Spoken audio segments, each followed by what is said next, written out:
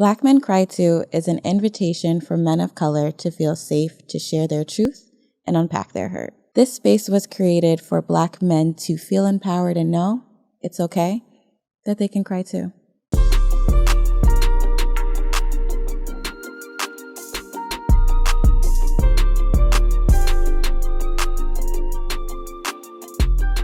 Support for Black Men Cry Too comes from NYC's Heritage of Pride. Thank you so much, NYC Pride, for selecting us for your give back so we can encourage Black men to know that it's okay, that they can cry too. Another dope sponsor we have for this season of Black Men Cry Too is Black-owned Scotch Porter. Fellas, if you want the best products for grooming and wellness, head over to BlackMenCryToo.com and follow the affiliate link for special inventory and special discounts. Let's not forget our special partner for this season, Happy Cork, where you can not only get the best wine and spirits, but you can get the best Black-owned wine and spirits with this Black-owned wine and spirits store in the heart of Brooklyn. Head over to happy-cork.com and let them know Black Men Cry Too sent you. On this episode of Black Men Cry Too, I'm sitting down with the almost new mayor of Princeton. Hey, Reek, what's up? How you doing? How you feeling? I'm blessed. Happy to be here. Thank you for coming down to New York with us. No problem. It's always a good time coming on Canal Street, right? All right. At WTF. Yes. So let's kick it off for state lines being crossed. No warrants out. One more for that, please. No warrants. No One warrants. more for the no warrants no out. warrants. Got you. So to kick it off, Yes. 2020 was a wild year. Yes, it is. 2021 Yeah. was Right. all that. 2021 has become even wilder. Yes, it has. But in 2020, there has been a big push for men going into therapy, and you started your therapy journey Absolutely. in 2020. February 2020. Wow, right before Right, yeah. Yep. the pandemic. Absolutely. Can you talk about so early in the year, before the year even took a crazy turn? Absolutely. What made you decide to take that step? Like, what made you realize this is my time? Man, I think it was a culmination of a lot of things. Home life, where I was at professionally. Realizing I hadn't dealt with a lot of things, I guess, from my past. And I think in January 2020, we all realized just how fast life can change when we lost Kobe, right? There were some things going on at home and a lot of things. So I was just like, you know what? I need to talk to somebody about this. I'm sure you can remember when you were a child, you go to the grocery store with your mother or father, and they tell you go get something, you get lost, and that feeling like, oh, I'm lost in the grocery store. I had that feeling a lot, and I didn't know what it was, and I was running from it, right? Mm-hmm. Instead of just trying to conquer it. And was at a work convention in Atlantic City, of all places. I wasn't losing any money, actually, so that was good. But I had a 3-day panic attack and anxiety attack, and I said, first one I ever realized that like I was having it, like actually. I talked to my boss, and he pointed me in a direction. I haven't looked back since. It's beautiful. Right. Is your boss? Can you say the gender? Well, yeah, he is a man, and that was my former boss. Okay. Right, but yeah, he's a man, and is he a man of color? He's not actually. He's from the neighborhood though. So, okay, so he from got the neighborhood, it still. so he understands it. So, and I don't even call him my boss. I call him my uncle, really, because he came up under my dad, and my dad coached him in baseball, and my mom, was in his back pocket all his younger life, and he's from the neighborhood, so he's around the way guy, and he knows me and my family better than I know my own damn family. Some of my uncles, some of my cousins, and so he's always treated me like a nephew or like a son. And when he could see that something was wrong with me, he's like, have you talked to anybody about this? I was like, no. He's like, maybe you need to go talk to somebody about, how you're feeling, what you're feeling, how you, consistently feel. And honestly, it was the best decision I've made as an adult. So what made you feel comfortable expressing to a man, and it's not even a man of color, even though that, he's from the neighborhood, about your vulnerable state? Well, I felt comfortable because it was just, that's something I've worked towards in the 20 plus years of knowing, my uncle, I call him. you know, with him always trying to give me the best advice, right? And what I need to hear instead of what I want to hear. He very important. He makes sure he's like, listen, I can only tell you what I know, but I don't know everything. But I know people who are better suited at, you know, helping with what you're going through, what you're feeling. And, you know, luckily, you know, at the job I was working through our employer, we had, I can't remember the exact phrase, but essentially we got counseling and any type of assistance as employees, you know, Beautiful. through our contract. So, it was at no cost to me, actually. So that was We pretty love cool. to hear it. Right. It was at no cost to me. So, got to do that. And now here I am. How did you know in that moment that you were having a panic and anxiety attack? Because the two alone are very hard sometimes to even distinguish this is what's happening internally, but to have both at the same time and realizing I'm having two extremes at this moment where it can feel like one, a heart attack, Man. Two, shortness of breath. Like if you can speak to what was going on. It was shortness of breath. It felt like my head, now I got a big head too, but it felt like I had a lock on it. And like I couldn't think, breathe, or like shut down from you ever remember those old computer modems that sound like they was heating up when they got too overused? That's what it felt like inside. But I felt like my heart was beating on the bed next to me. You know, I kept having to use the bathroom, but nothing was, I don't want to give too much detail, but nothing was coming out. Right. And it was my heart was constantly beating fast, and I couldn't understand it. Why I could hear it in my ears. Like, you know, things were going a little bit slower, but everybody like, so I was just like, I got to go talk to somebody about this. Right. I kind of lost the appetite. I wasn't driving, like, but I was like, my motor skills definitely would have been gone. Right. Mm-hmm. So, at that point I was just like, yeah, I got to go talk to somebody.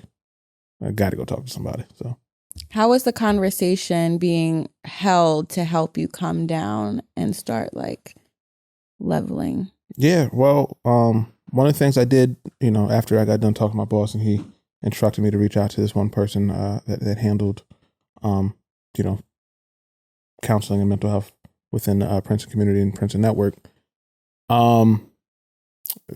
Look at your feet. Like, remember where you are. Right, be present. Right. So like, that's a good one. You're not where you think you are, or where you don't think you are. You're not further than you are. You're not anywhere in the past. You're grounded. Right where you're at, grounded. So just like tap your feet on the ground, look where you are, and try to touch something, smell something, and then eventually you get so worked up and like not worked up, but like doing those things, you kind of forget what you're feeling, right?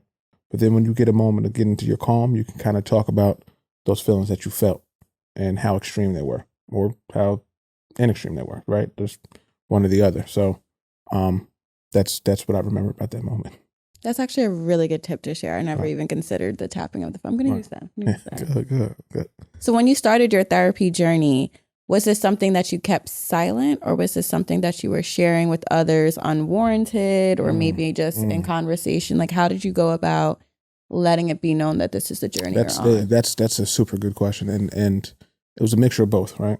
Obviously everybody has their collective, you know, group that they're with. And I think that I'm fortunate enough to be in like, you know, several different like, you know, groups of people I went to college with, and, you know, people I grew up with, you know, my day ones, you know, my dog, you know, dogs that, and then you got, you know, other people. It almost sounded like DMX when you said dogs. I was like, sorry, that was my DMX part. Nah, I heard that. But no matter which group I'm in, I'm always known as you know, a fun-loving, excited, outgoing person, right? No matter, you know, what they think about me as far as like me being, you know, educated and you know, very grounded person, humble. So I was a little hesitant to tell certain people, because it's just like, damn, Reek, you going through that? This is what you feel? Can you elaborate on certain people? Yeah, no, I could. I can precisely, like, you know, my family, right? Like my immediate, you know, my cousins. Okay. And as far as my sisters, I don't like they can see something's going on. They you know, they know. But, you know, I told them all one by one, like, listen, I'm going to counseling. This is what I feel. This is how I've been feeling. Like, good. I told my pop. My pop was one of the first people I called when I was having that panic attack and anxiety attack. And I got to explain something. I was like, yo, I just want a hug when I get home. Like, I've been avoiding that. Like, can I get a hug? Like, I love that. And what was his response? You're damn right. So, my pop. Come on, Pop. My pop, he got 4 girls and 2 boys. Beautiful parents you have. Right. Thank you. So he's done with his deal of wide range of emotions. He's grandpa too. He's also Uncle Tommy. So, you got these big, ominous figure at home and throughout the neighborhood and throughout the community. Shows everybody I love, but I've always kind of shunned it a little bit. Like, yo, I'm good. I'm my own man. But being able to speak with him about it and hugging him, and I think he kind of realized in himself that it's like, you're going out on your own, making your own decisions as you have in the past in your life. But that made me feel good. Explaining it to my mom was a little bit different, because my mom would break you down. Like, she'd sit there and talk to you, but you can't come talk to me about this. And I didn't want her to feel like that. I just wanted her to know that I was making this decision. And honestly, I made it more of a battle within myself to tell my mom. But when I told her, after I explained it to her, she was like, shoot, I think we all need to go talk to somebody. Yes, Mom, we do. So, you know what I mean? That was good. And after I got to that point, I was just like, other people find out when they find out. Like, just like, I don't know, it's like having 6 toes. Like, you'll find out when I get comfortable enough to take my socks off around you. Like, you know what I mean? So, I also don't want to throw it on people. Like, this is what I'm living. This is also what I'm doing to fix it or to live with it, right? You might got your own song and dance, how you fix your things, right? Like, I'm gonna let you get down like that. If you want any insight onto what I do to help with myself, this is what I do. So, to answer the other question, yeah, some of them look just like me, a little darker than me too.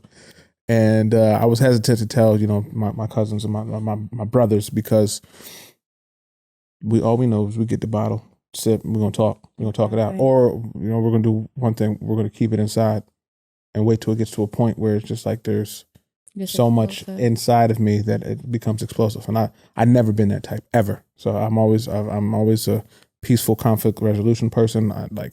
Even within myself, like when I felt myself getting away from that and I was beating myself up, I gotta go talk to somebody. So yeah. It's interesting how you say, what we're used to is the bottle, pass a little something, and how you spoke about if that's how you need to cope, like you can do that over there, but over here, and if you're ready, if you recognize same patterns that aren't helpful to certain members in the community, do you try engaging in that conversation of, hey, here's an alternative?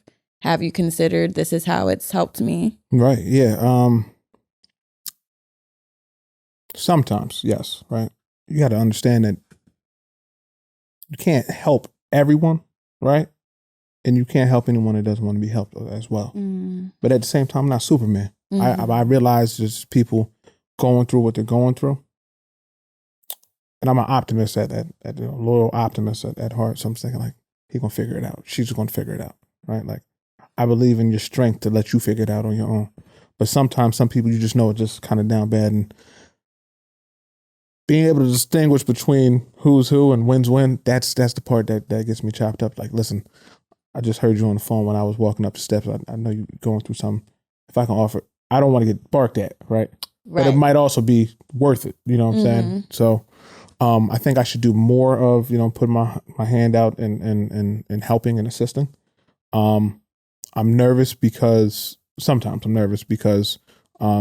one, I don't want the vitriol to come back, or I don't want, somebody to act like I'm holier than thou because I'm, trying to take care of what's going on either upstairs or, internally. So I have, shared it with people to, if you need any assistance, I can recommend you to, X amount of people. But it's been a process. It has been a process.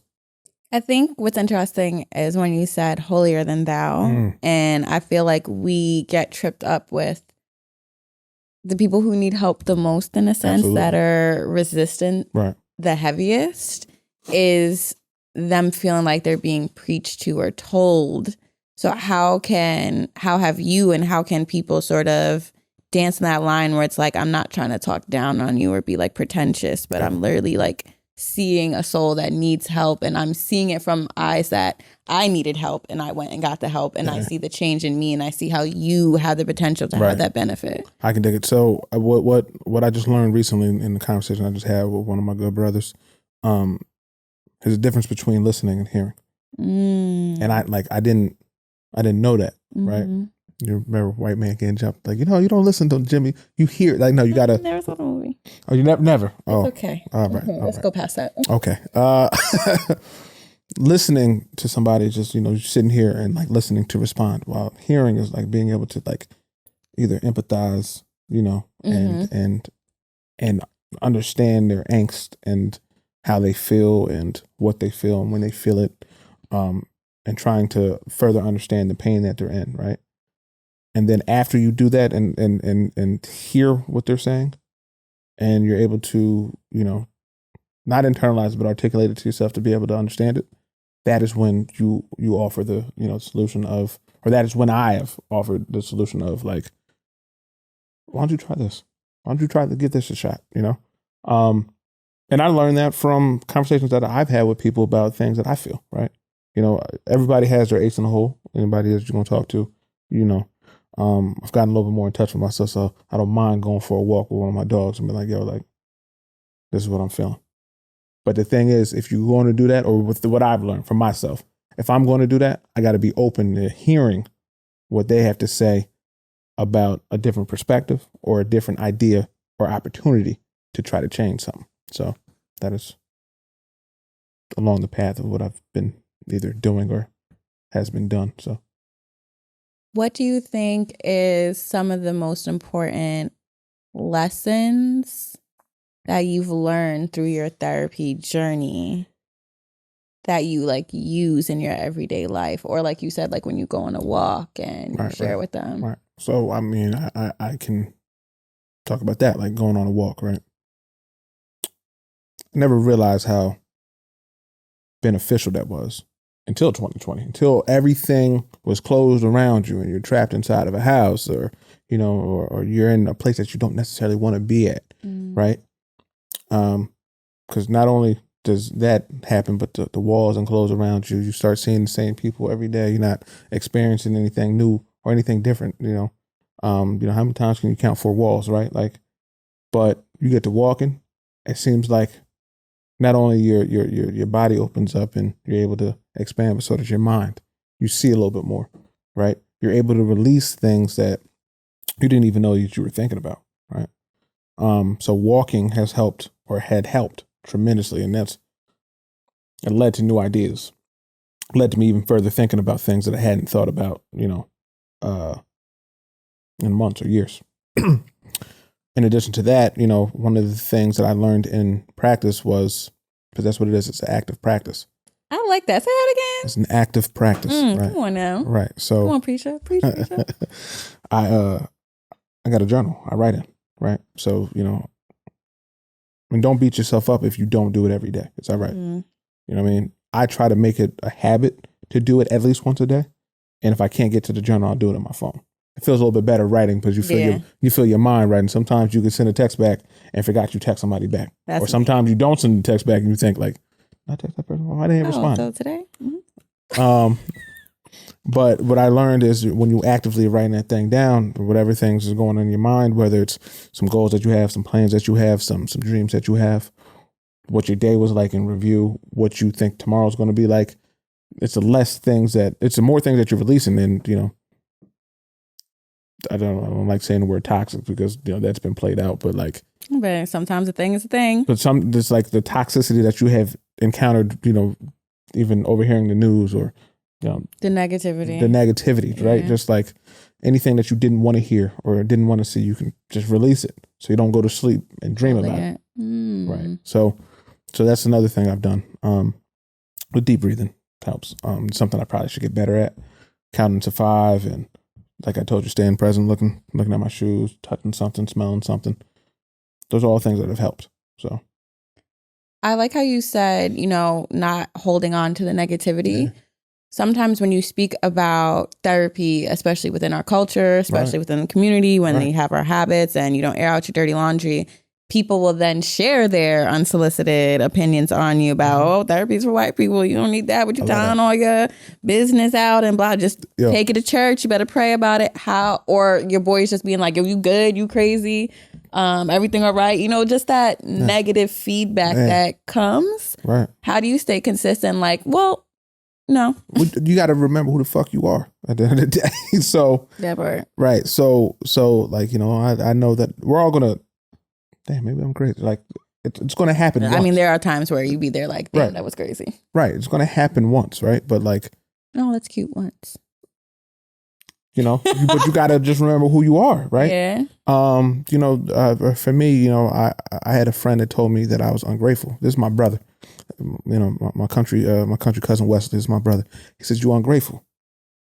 And he's so profound with his wisdom. I'm like, what the fuck are you talking about? I'm ungrateful. He said, "No, you're not ungrateful for what people do to you or do for you, but you're accepting of that. So you're ungrateful for what you do for yourself. So you think it's just a norm. You're just supposed to do this stuff." He said, "You put yourself through school. You had all these jobs. You're able to provide for yourself." He said, "You're taking these steps with counseling and things like that, and you think that's just something that you're supposed to do." It's like, nah, like that's hard work. You should be appreciative of how you feel about how you're getting through these things. I was like, damn, dropped the bomb on me. Yeah. So what I've learned, you know, about even like, you know, when I hear it, like, oh, you know, go to church and pray about it. Right. You're going to ask God for the strength. What you going to do with it? Right. So then, you know, what I've learned is God ain't no magical genie. He's just going to, I need $1 million. No, he's going to give you the insight and work ethic, how to obtain that. Right. You know, when you're talking to your boys or your girls and telling them like, this is what I feel and this is what I want to do with it. Like, this is where I'm thinking, this is what I'm feeling, this is why I want to go to counseling. Dog, you crazy. All right. Well, I guess I'm crazy. Maybe I'm crazy. But you got to remember exactly who you are. So, and the thing about, you know, therapies for white people, I was part of that notion as well. I'm white. I'm part white too. So like for me to say that, I was like, but then does that make it okay? Because I also am part white. Yeah, like, you know, I'm saying, you know, I had a few cousins say some pretty wild things. It's just like, you know, I keep it to myself, but I'm like, all right, you know, it is what it is. But oh, damn, like I know I ain't no white man, so like I ain't got to worry about, you know, what you think about what is for white people, what's not for white people. Like what I've learned is that therapy has helped tremendously, and I don't feel not one bit white. So, I like that. So I mean, that's where I'm at with it.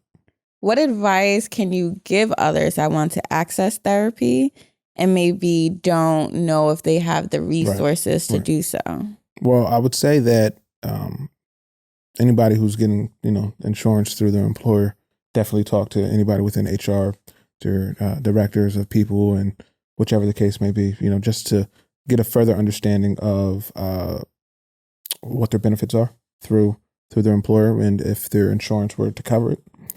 From there, if that's not the case, I would definitely call the insurance company that you're provided through, and ask them if they have any resources within, you know, mental health mental health physicians within their network, and they can explain that a little bit more. But I mean, if those are two things that aren't accessible, any type of clinic that is around you that is free, or hospital, I mean, there's people in there that pretty much have to give you that information as well. Like, or they can, you know, out of the kindness of their heart, they should. One of the things I think I should have done when I was younger, but I wouldn't, you know, I've been invited back to my high school a few times to talk. Of course.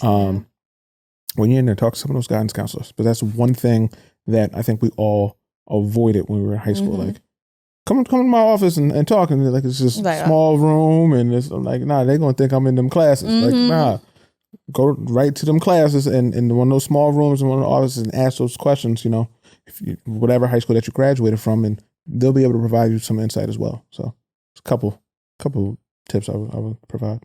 That's beautiful. What brings you joy today?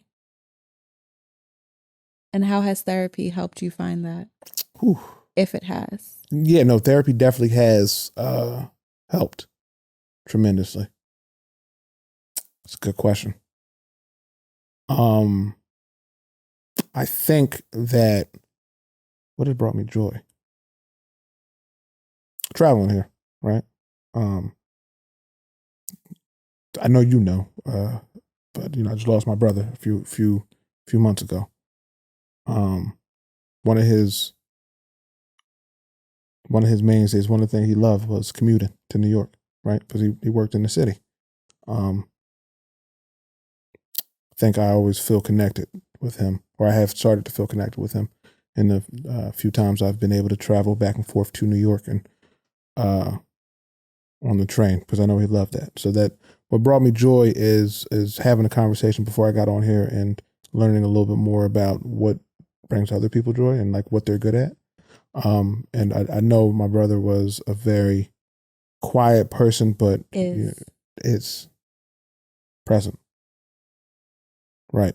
Is a very quiet person. But he let his reputation and his work ethic precede him.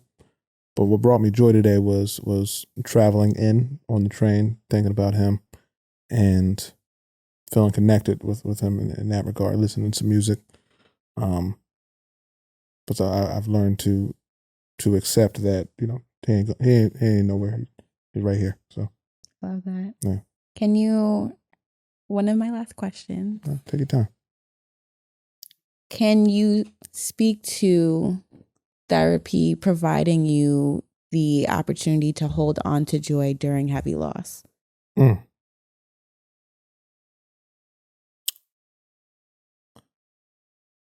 have to get back to you on that because I think that's a work in progress, right? For a while, and grieving is a process. You ever seen Analyze This or Analyze That with Robert De Niro? It's grieving. It's a process. Mm-hmm. I didn't know that. I didn't know that it was such a process that it could physically enable you, right? Like or whatever the case may be. But it's taught me to like release a little bit of I guess the anger or the that's imperative. Right. It taught me to release a little bit of that feeling, right? Like, and then work on those memories. Like those memories are there for a reason, right? Very so like well. whether like I'm the youngest of 6, right? And obviously me and my brother tussle when we're kids, right? Yeah. Like, oh, why did I do that? But like, no, those are like joyous memories almost, like and but there's times where he taught you how to do this or connected over music, right? And so what counseling in itself and therapy in itself has taught me is like releasing the grief or processing the grief, releasing the anger, and finding the joy in the memories that want to replay, and really just not beating yourself up, right? Life is life, and it's going to continue to be life so long that we live it, right? So it's going to be a little ghetto too for it's real ghetto. It's real ghetto. I know you had to pay bills. This is wild, right? If it ain't one thing, it's another. That's the one thing our parents said. But whew, I understand it now. I understand it wholeheartedly. So with that, and also talking about our parents and things that they said, what is something that you would tell young men of color, boys of color, today that you wish you were told? Well, definitely seek assistance, right? Like, and find no pride or have no pride in like asking for help, right? The biggest part of what I think stifled me is like I never saw my mom and dad ask for too much help, or they never let me see it, right? Sometimes it's humbling. Mm-hmm. But for me, it's like ask for assistance. Ask. There's nothing wrong with it. There's nothing wrong with it at all. So to the young brothers, I would say like ask for assistance. What we're seeing on television and in the streets and within our families, it's not normal. No, it's really not normal. It really isn't. It's not normal, and don't allow anybody to actually think it is. Like help to make you think it is. So everything that you see that seems abnormal, find somewhere to go talk about it, right? And don't feel bad about it either. That's one thing I would tell them. I think that's really good. And now my favorite question. What's that? Which should be an interesting response considering this is something you bonded with your brother over. Name 3 songs that you listen to get you in and out of any mood. It's the toughest question I asked. Yeah, no, that's hard. And I think it might have changed in the last few months. Pete Rock and CL Smooth, TROY. They reminisce over you. And nobody ever listens to that record. Everybody always listens to the beat. You gotta listen to the record, listen to the last verse. Like, it's talking about how he's connected with somebody and how they met and, you know, and their passing. That's one record. Allure, Jay-Z. That's an actual good Jay-Z record. Yeah, it makes me think of one of my cousins. Because he was boisterous, big man, you know what I mean? Money, the girls loved him, kids loved him, old folks loved being around him. So that just makes me like connected to him. And Donny Hathaway, Someday We'll All Be Free. Come on, Donny Hathaway. He took it right back to the Sunday dinner. That's where I'm at with it. So I mean, those are 3 records I think that make me feel most connected to my brother and people around me. But those also help me maneuver different moods, right? Music's the closest thing to God, no matter what style of music it is, in its truest form. But those songs make me feel closest. So that's where I'm at with it. Beautiful. Thank you so much for sitting down with us today. No doubt. You know I love your energy and you being here. I love it. As always, you can continue to join the conversation and tune in at BlackMenCryToo. That's TOO. And this has been another set. Thank you. It's amazing. Ain't it?